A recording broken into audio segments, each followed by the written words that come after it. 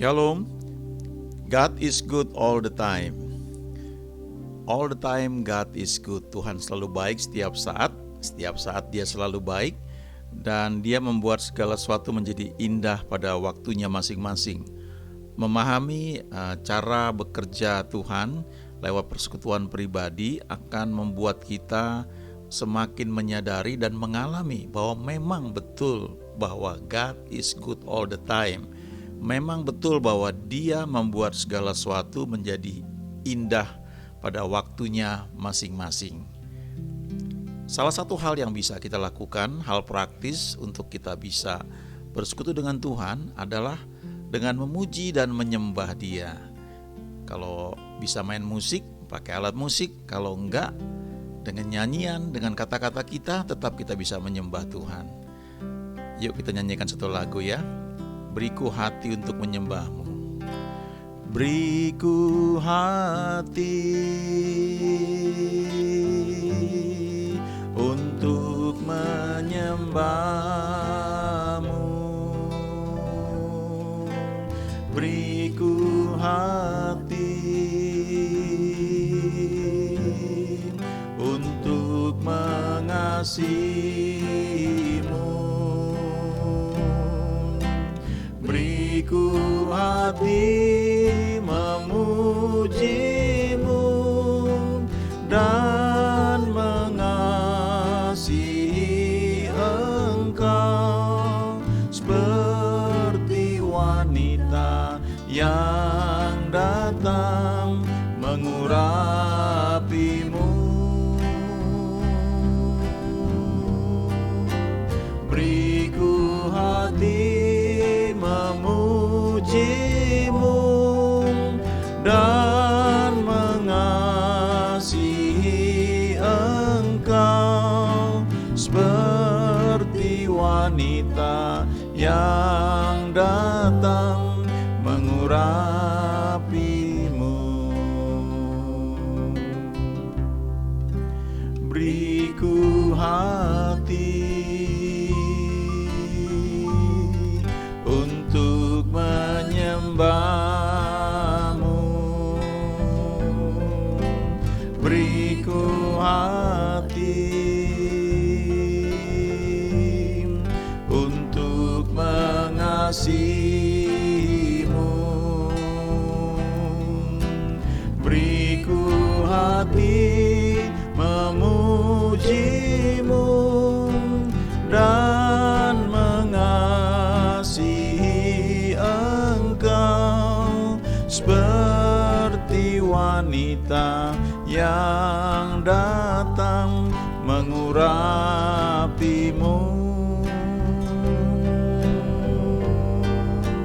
Beriku hati memuji-Mu dan mengasihi Engkau seperti wanita yang datang mengurapi-Mu. Yuk sekali lagi ya, beriku hati. Beriku hati untuk menyembah-Mu. Beriku hati untuk mengasihi-Mu. Beriku hati memuji-Mu dan mengasihi Engkau seperti wanita yang datang mengurapi-Mu. Beriku hati memuji-Mu dan mengasihi Engkau seperti wanita yang datang mengurapi-Mu.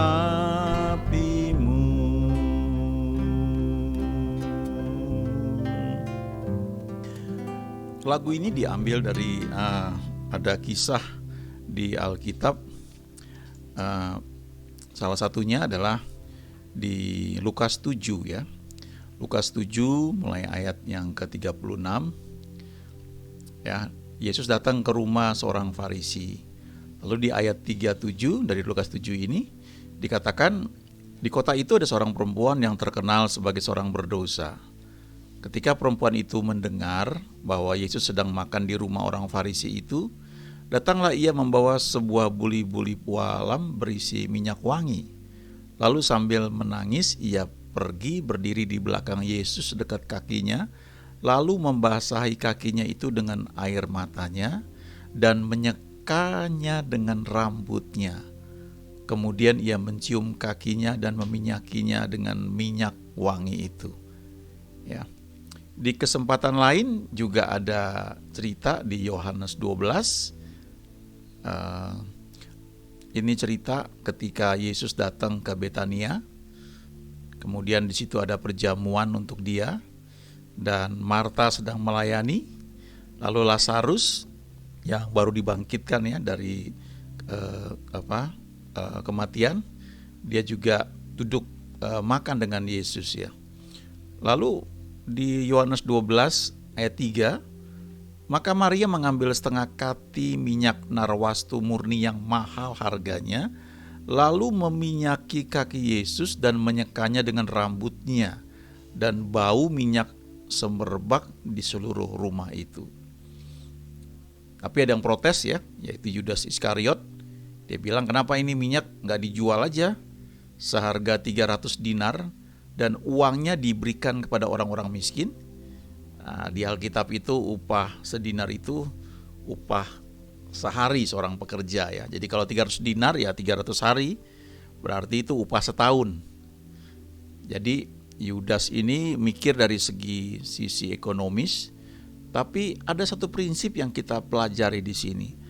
Kalau kita mengasihi Tuhan, kita itu nggak hitung-hitungan istilahnya. Ekspresi cinta kasih kita itu salah satunya diwujudkan seperti yang Maria lakukan ya. Dia meminyaki kaki Yesus dengan minyak yang mahal ya. Sebenarnya bukan berarti harus selalu mahal ya, tapi ini ekspresi menyatakan kasih dia ya, menunjukkan penyembahan dia kepada Tuhan.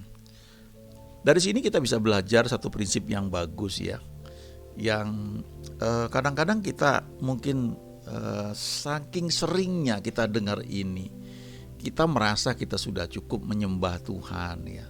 Kita merasa kita sudah tahu firman Tuhan, dan tanpa sadar kita bisa lalui hari demi hari, kita kira kita banyak tahu firman Tuhan. Misalnya kita sibuk dengan WhatsApp ya, WhatsApp group, walaupun isinya grup-grup rohani semua ya. Kita forward ya, tulisan-tulisan yang bagus. Tapi pertanyaannya, apakah kita cukup punya waktu dengan Tuhan secara pribadi, membangun hubungan begitu rupa sehingga kita mengerti setiap hal yang Dia inginkan dalam hidup kita. Kita tahu waktu kita lakukan sesuatu itu karena Tuhan memang menghendaki demikian ya. Sangat penting hal ini ya. Kali ini saya mau bagikan dari Yakobus 4 ayat 7. Ini ayat yang terkenal dan aplikasi dari lagu yang kita nyanyikan tadi ya. Kita bisa masukkan ke ayat ini nih ya. Yakobus 4 ayat 7. Karena itu tunduklah kepada Allah dan lawanlah iblis, maka ia akan lari daripadamu. Ada hal menarik di sini ya. Yang pertama adalah Alkitab mengajarkan bahwa yang melawan iblis itu kita ya, bukan Tuhan. Jadi kalau kita doain orang ya, kita tumpang tangan ya, tentu dalam tuntunan Tuhan, maka kita bisa berdoa mengalirkan urapan kita, percaya bahwa ada urapan mengalir. Nah, itu kita yang ngomong ya.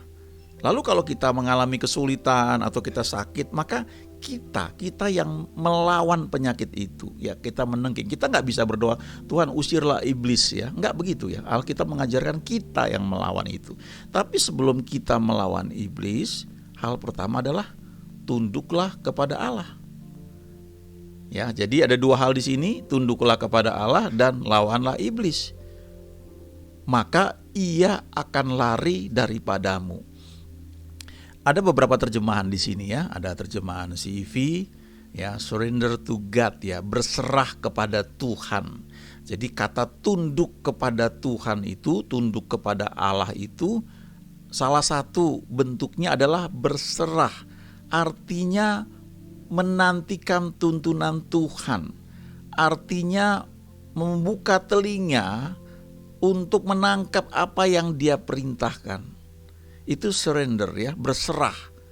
Bukan pasrah saja, tapi juga menunggu ya, menangkap apa yang mau Dia sampaikan. Lalu resist the devil ya, resist dia artinya lawan ya. Kamu jangan pasif ya, lawan itu. Ya, kalau ada penyakit menyerang, lawan itu, jangan pasrah gitu. Ya Tuhan mengirimkan penyakit untuk mengajar saya. No, enggak seperti itu ya. Surrender artinya kita berserah dan mendengar Tuhan mau ngomong apa pada kita, lalu kita lawan iblis itu ya. Lalu dikatakan he will run from you, dia akan lari daripadamu. Ada terjemahan lain yang mengatakan dia akan lari terbirit-birit, dia akan lari seperti kena teror. Itu kalau kita melawan iblis, tapi didahului dengan surrender, dengan berserah, dengan menangkap apa yang Tuhan mau untuk kita lakukan. Terjemahan lain ya, subject yourself therefore to God ya. Ya, izinkan dirimu itu untuk dikuasai, dipengaruhi oleh Tuhan, baru lawan iblis ya. Maka dia akan lari daripadamu. Kemudian terjemahan Amplified Bible ya, submit to the authority of God ya, tundukkan kepada otoritas daripada Tuhan, lalu lawanlah iblis, stand firm against him ya, berdiri teguh, jangan goyah, maka iblis itu kan lari daripadamu. Jadi hal pertama yang perlu kita ingat adalah bukan Tuhan yang melawan iblis ya, dari ayat ini kita ya yang deklarasikan. Ingat ketika Tuhan Yesus berkata di Matius 28 ya, amanat agung. Dia bilang begini, kepadaku telah dikaruniakan segala kuasa di surga dan di bumi. Karena itu pergilah, jadikan semua bangsa muridku. Yang pergi siapa? Kita, bukan Tuhan. Tapi Tuhan menyertai kita. Tapi juga dia janjikan, dia bilang kepadaku telah diberikan segala kuasa di surga dan di bumi. Karena itu kamu pergi, kamu ini menjadi wakil aku di bumi ini. Kamu itu ambassadors for Christ ya, Alkitab bilang begitu. Duta kerajaan Allah, duta Kristus. Ambassador itu duta besar ya. Jadi kita itu pergi dalam tuntunan Tuhan dengan otoritas dari surga, di backup dengan hukum-hukum surgawi. Tapi yang pergi siapa? Kita, bukan Tuhan. Tuhan pakai kita. Dari sini kita belajar ya, kalau kita mengalami situasi, pertama kita harus doa pada Tuhan, tanya Tuhan ya, cari tuntunan dari Dia apa. Lalu kita yang mesti lawan itu, bukan Tuhan. Kita tidak alkitabiah, kita berdoa Tuhan usirlah iblis itu ya. Kita yang mengusirnya.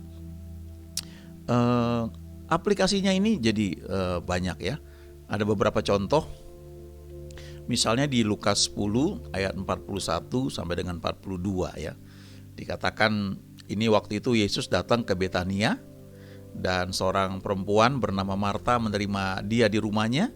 Dan perempuan ini yaitu Marta, dia punya saudara perempuan namanya Maria.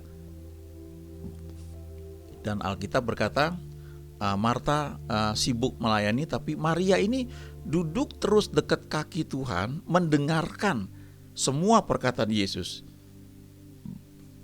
Sementara dikatakan Marta itu sibuk sekali melayani.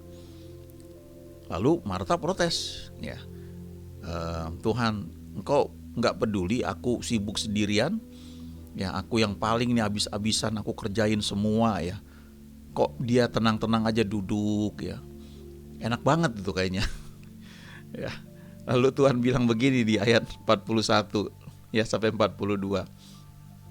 Marta, Marta, engkau khawatir dan menyusahkan diri dengan banyak perkara, tetapi hanya satu saja yang perlu, dan Maria telah memilih bagian yang terbaik yang tidak akan diambil daripadanya. Ya, perhatikan di sini ada banyak perkara, tapi juga ada satu perkara dan satu tuh yang perlu, yang penting, yaitu duduk dekat kaki Tuhan, mendengarkan apa yang dia katakan. Atau kalau diterjemahkan dalam bentuk lain adalah membangun hubungan dengan Tuhan. Itu yang perlu. Kalau kita membangun hubungan dengan Tuhan, maka kita mengerti apa yang perlu kita lakukan. Ada banyak perkara, tidak semua harus kita lakukan. Kalau kita nggak cukup dekat dengan Tuhan, kita disibukkan dengan banyak hal. Kita lihat, kita mesti buat ini, terus nggak akan habis-habis. Dan ternyata dari banyak hal yang kita kerjakan itu, sebagian atau sebagian besar sebenarnya sia-sia atau nggak perlu dilakukan. Mazmur 127 ayat 1 dan 2 berkata begini, jikalau bukan Tuhan yang membangun rumah, sia-sialah usaha orang yang membangunnya. Jikalau bukan Tuhan yang mengawal kota, sia-sialah pengawal berjaga-jaga. Lalu dikatakan, sia-sialah kamu bangun pagi-pagi dan duduk-duduk sampai jauh malam, dan makan roti yang diperoleh dengan susah payah.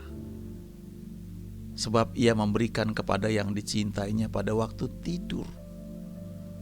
Jadi kalau kita membangun hubungan dengan Tuhan, kita semakin menikmati kasih Tuhan itu, hati kita dibuat selaras dengan Dia.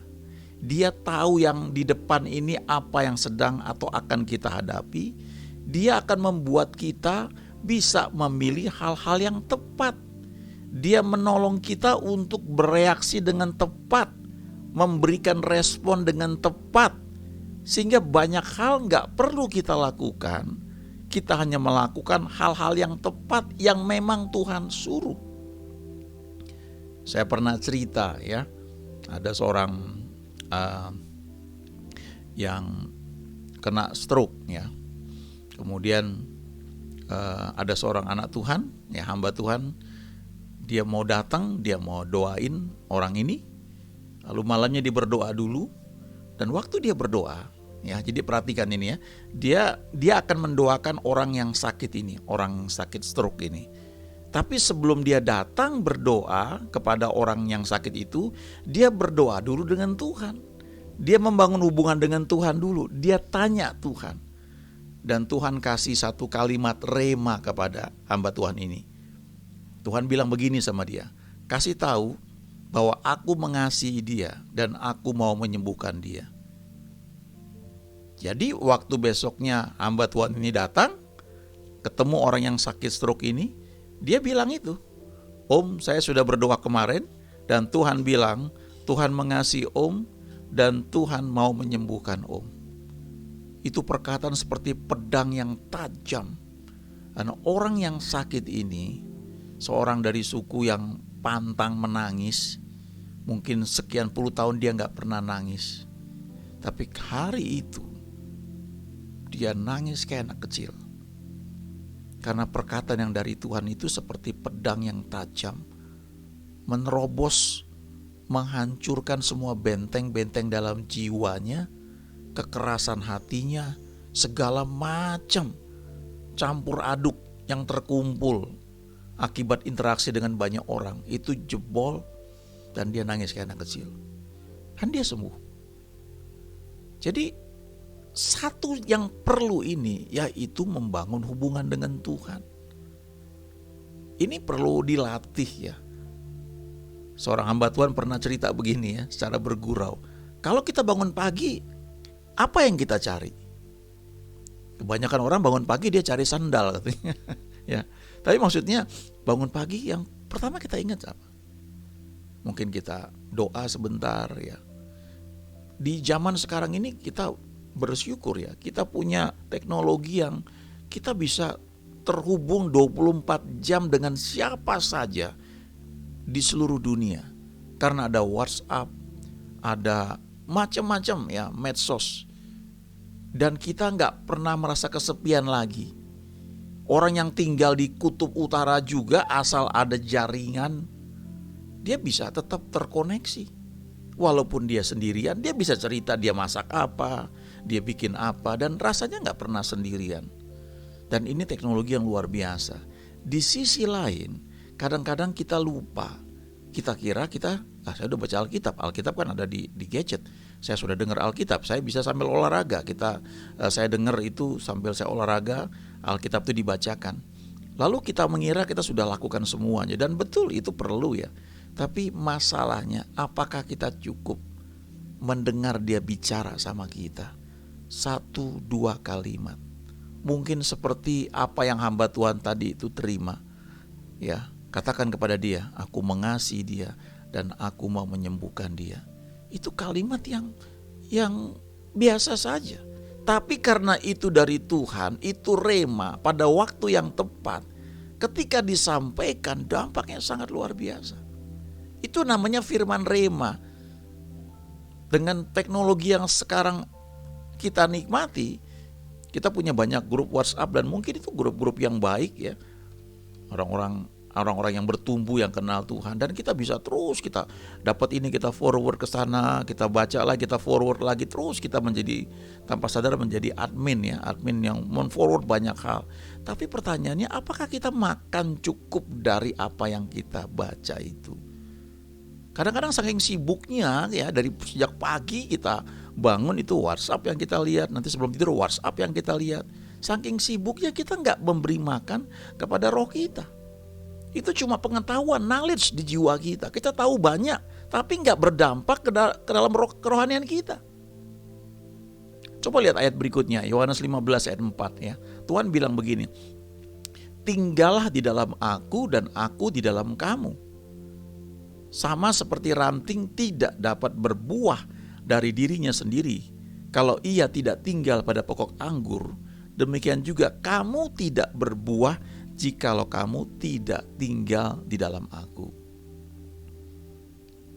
Jadi Tuhan bilang kalau kamu tinggal di dalam aku dan aku di dalam kamu, ini artinya suatu hubungan ya, persekutuan yang erat, intim dengan dia.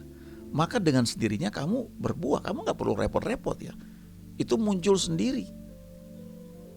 Lalu ayat yang terkenal, Yohanes 15 ayat 7 ya.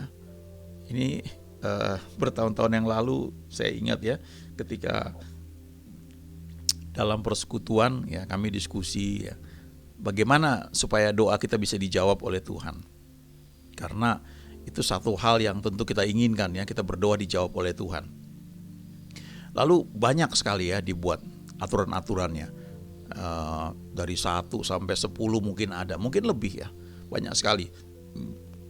Kadang-kadang saking banyaknya kita sudah hilang semangat untuk berdoa gitu. Tapi Yohanes 15 ayat 7, Yohanes mencatat syarat doa untuk dijawab ya. Cuma 2 hal. Dia bilang begini ya, jikalau kamu tinggal di dalam aku dan firmanku tinggal di dalam kamu, mintalah apa saja yang kamu kehendaki dan kamu akan menerimanya. Cuma 2 hal. Tinggal di dalam Tuhan, ya artinya dalam persekutuan dengan Dia, artinya kita ini tunduk kepada Dia, artinya kita ini hidup di dalam aturan-aturan atau perintah yang Dia berikan kepada kita. Dan kemudian yang kedua adalah firmanku tinggal di dalam kamu. Kata firman ini bahasa aslinya rema. Nah, pertanyaannya, seberapa sering kita dapat rema dari Tuhan? Kalau kita hanya baca begitu saja, itu cuma pengetahuan, itu cuma logos ya. Logos tetap perlu, pengetahuan tetap perlu, itu membentuk frame cara berpikir kita. Tapi pertanyaannya, seberapa sering kita dapat rema dari Dia? Dia berbicara kepada kita. Kalau kita dapat rema itu, ya firman yang berbicara spesifik kepada kita, secara khusus kepada kita, Maka dikatakan mintalah apa saja yang kamu kehendaki. Nggak ada batasannya itu. Banyak orang sulit menerima ayat ini. Ini yang ngomong Tuhan Yesus sendiri. Apa saja yang kamu kehendaki, bukan kamu perlukan. Sebagian orang kalau khotbahkan tentang doa yang dijawab, mengatakan bahwa Tuhan hanya menjawab apa yang kamu perlukan. Dia nggak berikan apa yang kamu kehendaki. Karena seringkali dicampur adukan dengan itu keingin daging, ya. Itu keinginan yang bertentangan dengan Tuhan. Betul, itu nggak salah ya. Tapi coba baca lagi ayat ini ya, Yohanes 15 ayat 7. Mintalah apa saja yang kamu kehendaki, yang kamu inginkan, dan kamu akan menerimanya. Ya. Sulit sebagian orang terima ini ya, tapi tertulis jelas di sini yang kamu kehendaki. Nah, sebenarnya kalau kita bersekutu dengan Tuhan, lalu ada rema dalam hati kita itu, kita nggak akan minta sesuatu yang di luar kehendak Dia. Itu udah pasti. Itu sebabnya kita nggak perlu ubah ayat ini menjadi mintalah apa saja yang kamu perlukan, kamu butuhkan. Ya. Tetap ayat ini berkata mintalah apa saja yang kamu inginkan, kamu kehendaki. Ya, nggak berubah. Tetap seperti itu. Tapi syaratnya tinggal di dalam Tuhan Yesus, lalu ada rema. Kalau kita baca terjemahan bahasa Inggris ya, itu salah satu terjemahan bilang begini, kalau kamu tinggal dalam aku dan firmanku tinggal di dalam kamu, kamu akan minta apa saja yang kamu inginkan. Jadi karena kita tinggal dalam Tuhan, lalu ada rema, ada firman yang rema. Firman yang rema itu akan mendorong kita untuk minta. Jadi kita minta itu karena firman itu yang mendorong kita. Wow, ini dalam sekali ya.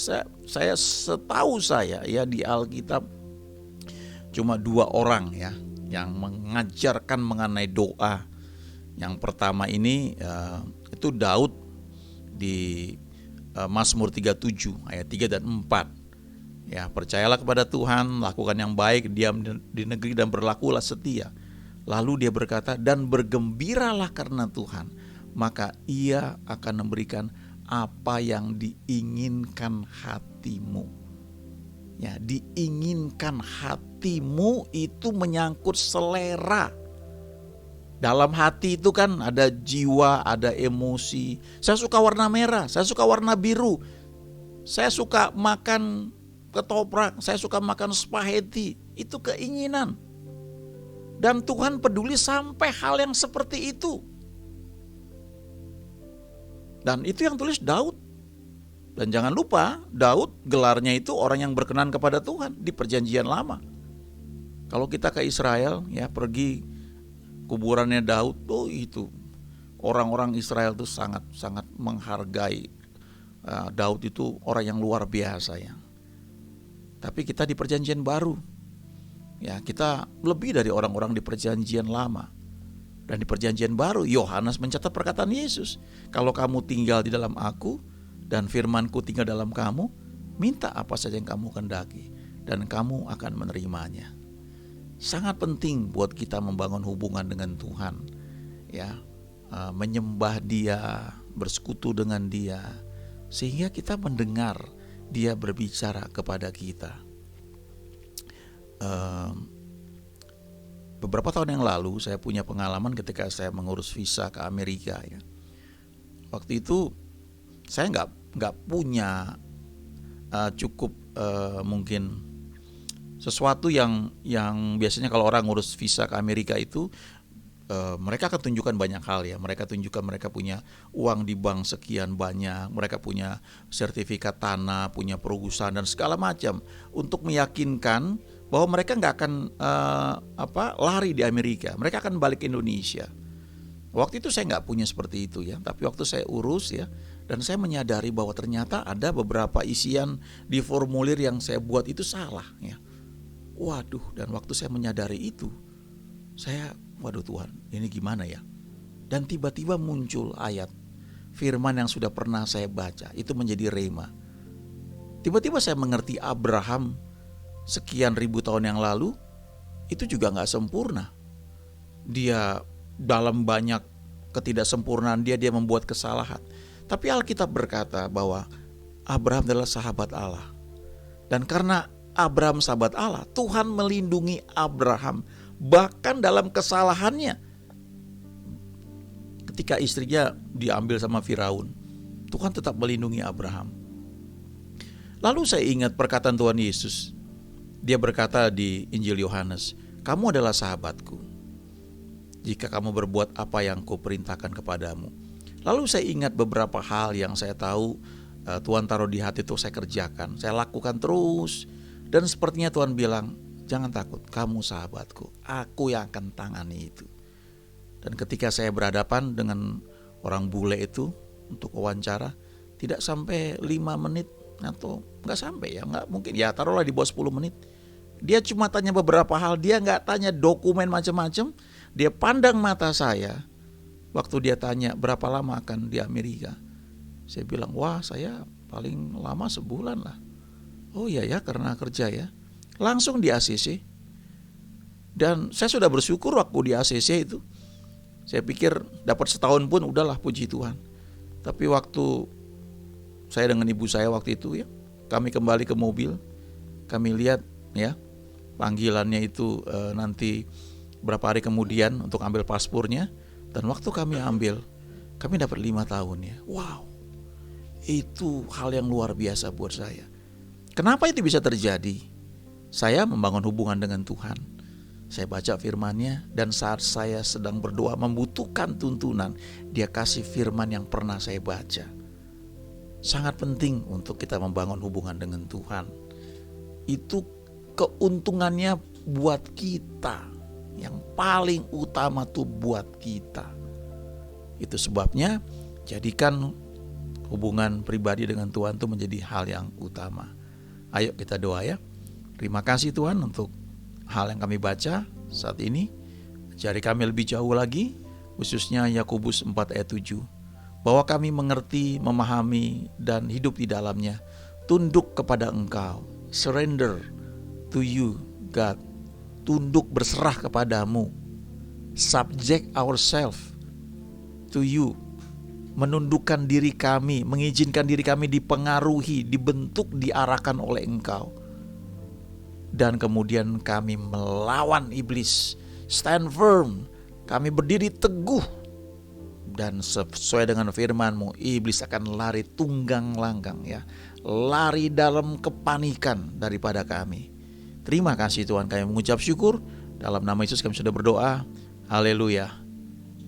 Amin.